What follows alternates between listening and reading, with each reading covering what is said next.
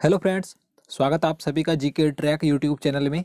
तो आज की इस वीडियो में मैं आपके लिए हिस्ट्री से संबंधित 25 क्वेश्चन लेकर आया हूँ। वेरी इंपॉर्टेंट क्वेश्चन है ये, तो इसलिए वीडियो को बिना स्किप के पूरा देखिएगा। और अगर आप हमारी वीडियो पहली बार देख रहे हैं तो हमारे चैनल को जरूर सब्सक्राइब करें, साथ ही उसके साइड में बेल आइकन को जरूर दबा दें ताकि आप आने वाली सभी वीडियो को देख सकें।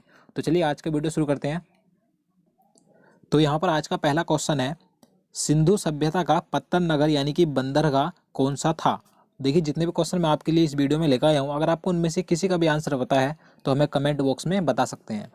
तो इसका सही आंसर ऑप्शन बी हो जाएगा, लोथल। सिंधु सभ्यता का ये पत्तन नगर यानी कि बंदरगाह था। तो आपको ये भी ध्यान रखना है कि आपसे एग्जाम में ये शब्द दे दिया जाए पत्तन नगर तो इसे ही बंदरगाह बोला जाता है, तो आप इस चीज़ को ध्यान रखिएगा। और ये क्वेश्चन देखिए कई बार एग्जाम में बार बार रिपीट होता रहता है, तो आप इसे जरूर याद रखिएगा। और देखिए, अगर हम बात करें लोथल वर्तमान में कहाँ पर है ये, तो गुजरात के अहमदाबाद जिले में स्थित है। तो चलिए अगला क्वेश्चन देखते हैं। क्वेश्चन नंबर 2 है, सिंधु घाटी सभ्यता के लोगों के मकान बने होते थे। सही आंसर ऑप्शन ए हो जाएगा, पक्की ईंटों। आपको याद रखना है, सिंधु घाटी सभ्यता के लोगों के मकान पक्की ईंटों के बने होते थे। और देखिए, ये जो सिंधु घाटी सभ्यता थी ये एक सुव्यवस्थित यानी कि एक नगरीय सभ्यता थी। तो आपको ये जरूर याद रखना है कि सिंधु घाटी सभ्यता एक नगरीय सभ्यता थी। तो चलिए अगला क्वेश्चन देखते हैं। सिंधु घाटी सभ्यता का विशाल स्नानागार कहाँ पाया गया था। Right answer option B, Mohenjodaro में। आपको ये जरूर याद रखना है, कई बार एग्जाम में ये क्वेश्चन पूछा गया है।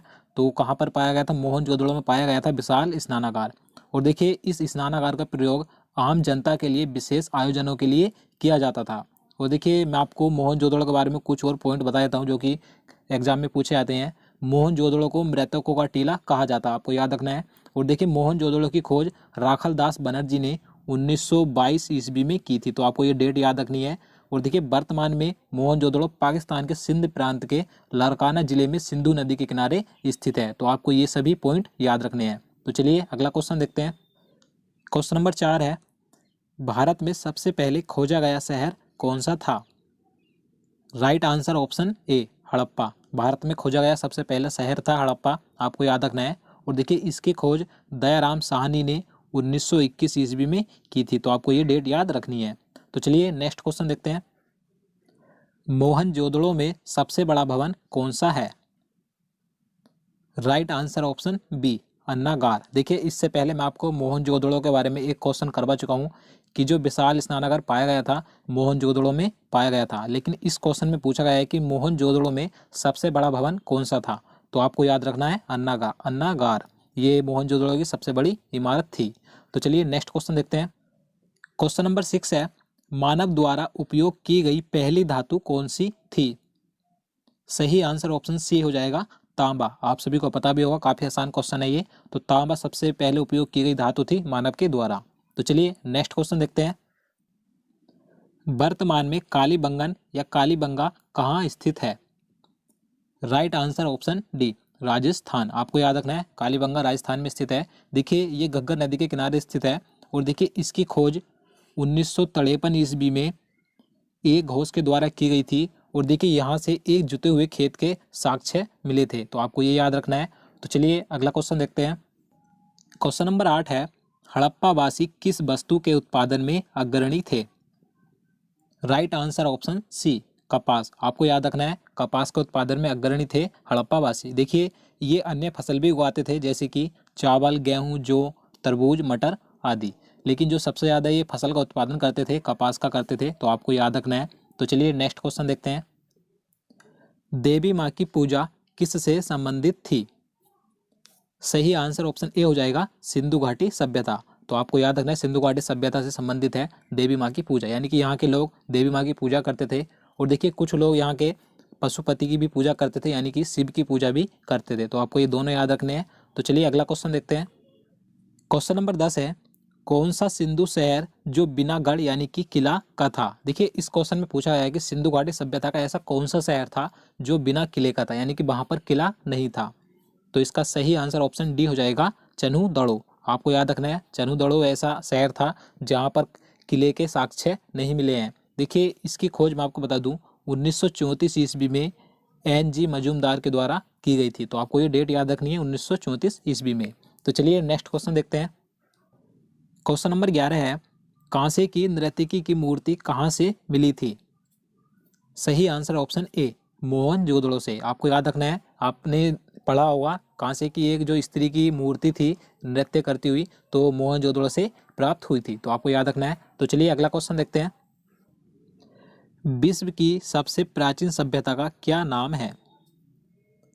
Right answer option B, Mesopotamia की सभ्यता। देखिए ये विश्व की सबसे प्राचीन सभ्यता है, मेसोपोटामिया की सभ्यता। देखिए मेसोपोटामिया का जो शाब्दिक यूनानी अर्थ होता है दो नदियों के बीच, इसका शाब्दिक अर्थ होता है मेसोपोटामिया का। तो चलिए अगला क्वेश्चन देखते हैं। क्वेश्चन नंबर 13 है, सिंधु घाटी सभ्यता की लिपि क्या थी? राइट आंसर ऑप्शन सी, अज्ञात। देखिए आपको याद रखना है, जो सिंधु घाटी सभ्यता से लिपि मिली थी उसका अभी तक पता नहीं चल सका है कि वह किस प्रकार की लिपि थी, तो ये अज्ञात है। तो चलिए अगला क्वेश्चन देखते हैं। वैदिक सभ्यता किस प्रकार की सभ्यता थी? सही आंसर ऑप्शन बी, ग्रामीण सभ्यता। देखिए इससे पहले मैं आपको सिंधु घाटी सभ्यता के बारे में बता चुका हूँ कि सिंधु घाटी की सभ्यता नगरीय सभ्यता थी और वैदिक सभ्यता ये ग्रामीण सभ्यता थी। तो ये दो क्वेश्चन अधिकतर एग्जाम में पूछे जाते हैं, तो आप इन दोनों को याद रखिएगा। देखिए जो वैदिक सभ्यता थी ये आर्यों के द्वारा विकसित की गई ग्रामीण सभ्यता थी, तो आपको ये सभी ध्यान रखना है। तो चलिए अगला क्वेश्चन देखते हैं। क्वेश्चन नंबर 15 है, आर्यों की भाषा क्या थी? Right answer option C, Sanskrit. आपको याद रखना है आर्यों की भाषा संस्कृत थी। तो चलिए अगला क्वेश्चन देखते हैं। आर्य भारत में सर्वप्रथम कहाँ आकर बसे थे? सही आंसर ऑप्शन सी, सप्त सिंधु क्षेत्र। देखिए यह क्षेत्र आधुनिक पंजाब तथा उसके आसपास का क्षेत्र है, तो आपको याद रखना है आर्य सर्वप्रथम सप्त सिंधु क्षेत्र में आकर बसे थे। देखिए अगर हम बात करें कि आर्यों का मूल निवास स्थान क्या था, देखिए इसके लिए कई विद्वानों के अलग अलग मत हैं, लेकिन मैक्स मूलर के अनुसार इनका मूल निवास मध्य एशिया था, तो आपको याद रखना है। तो चलिए नेक्स्ट क्वेश्चन देखते हैं। वैदिक लोगों द्वारा किस धातु का प्रयोग पहले किया गया था?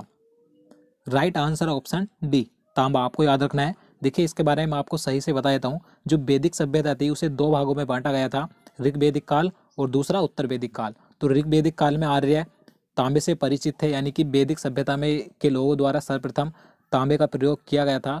और उत्तर वैदिक काल में जो उत्तर वैदिक काल के लोग थे वे लोहे से भी परिचित हो गए थे, तो आपको याद रखना है। तो चलिए अगला क्वेश्चन देखते हैं। क्वेश्चन नंबर 18 है, वैदिक आर्यों का प्रमुख भोजन क्या था? राइट आंसर ऑप्शन बी, दूध और इसके उत्पाद। देखिए इनके जीवन में गाय और दूध का बहुत महत्व था। ये दूध तथा दूध में सत्तू मिलाकर पीते थे, तो आपको याद रखना है वैदिक आर्यों का प्रमुख भोजन दूध और इसके उत्पाद था। तो चलिए अगला क्वेश्चन देखते हैं। आर्य शब्द का शाब्दिक अर्थ क्या है? सही आंसर ऑप्शन बी, श्रेष्ठ या कुलीन। तो आपको याद रखना है आर्य शब्द का जो शाब्दिक अर्थ होता है श्रेष्ठ या कुलीन होता है। तो नेक्स्ट क्वेश्चन देखते हैं। क्वेश्चन नंबर 20 है, ऋग्वैदिक आर्यों का मुख्य व्यवसाय क्या था? सही आंसर ऑप्शन सी, पशुपालन। आपको याद रखना है। देखिए मैं आपको बता चुका हूँ जो वैदिक सभ्यता थी इसे दो भागों में बांटा गया था, ऋग्वैदिक काल और उत्तर वैदिक काल। तो ऋग्वैदिक काल के जो आर्य थे उनका मुख्य व्यवसाय पशुपालन था। तो चलिए अगला क्वेश्चन देखते हैं। प्रसिद्ध गायत्री मंत्र किससे लिया गया है? Right answer option D, Rigveda. देखिए आप सभी को पता भी होगा, ये क्वेश्चन कई बार एग्जाम में पूछा जाता है, तो आप इसे जरूर याद रखिएगा। देखिए ऋग्वेद के तीसरे मंडल से लिया गया है और यह सूर्य देवता को समर्पित है गायत्री मंत्र। और देखिए अगर हम बात करें ऋग्वेद में कुल 10 मंडल हैं और 1028 सूक्त हैं, और जो कुल वेदों की संख्या आप सभी को पता होगा 4 है।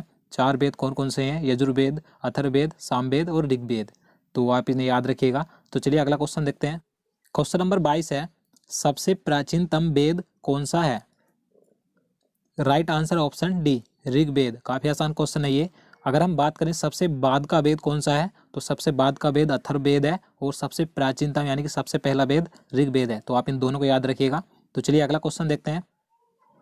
पुराणों में सबसे प्राचीन एवं प्रमाणिक कौन सा पुराण है? सही आंसर ऑप्शन ए, मत्स्य पुराण। देखिए इसके बारे में आपको बता देता हूँ। देखिए भारतीय ऐतिहासिक कथाओं का क्रमबद्ध विवरण पुराणों से मिलता है, तो आप समझ गए होंगे। देखिए कुल पुराणों की संख्या 18 है, लेकिन इनमें से सिर्फ 5 ही पुराण ऐसे हैं जिनमें राजाओं की वंशावली पाई जाती है। तो चलिए अगला क्वेश्चन देखते हैं। क्वेश्चन नंबर 24 है, ऋग्वेद का कौन सा मंडल सोम देवता को समर्पित है? सही आंसर ऑप्शन ए हो जाएगा, नौवां मंडल। मैं आपको बता चुका हूँ जो ऋग्वेद में कुल मंडल हैं 10 हैं। तो इनमें से जो नौवां मंडल है ये सोम देवता को समर्पित है। तो आप इसे याद रखिए, कई बार एग्जाम में ये भी पूछा जाता है। तो चलिए अगला क्वेश्चन देखते हैं। किस वेद में बलि सूत्रों का जिक्र किया गया है? Right answer option A, Yajurveda. आपको याद रखना है, बलि सूत्रों का जिक्र यजुर्वेद में किया गया है। और अगर हम बात करें यहाँ पर अथर्ववेद की, अथर्ववेद में जादू टोनों से संबंधित है ये। और जो सामवेद है ये संगीत से संबंधित है। और ऋग्वेद ये प्रारंभिक कार्यों के विस्तार से संबंधित है। तो आप इन चारों को याद रखिएगा। तो दोस्तों आज के लिए इतना ही। उम्मीद करता हूँ आपको वीडियो पसंद आया होगा। अगर आपको वीडियो अच्छा लगा हो तो प्लीज़ लाइक ज़रूर करना और चैनल को भी सब्सक्राइब करना। और दोस्तों अगर आप हमारे पहले के सभी वीडियो देखना चाहते हैं तो आप हमारे चैनल में जाकर उन सभी वीडियो को देख सकते हैं। आपका आने वाले एग्जाम के लिए काफ़ी महत्वपूर्ण है। तो चलिए मिलते हैं नेक्स्ट वीडियो में, तब तक के लिए नमस्कार।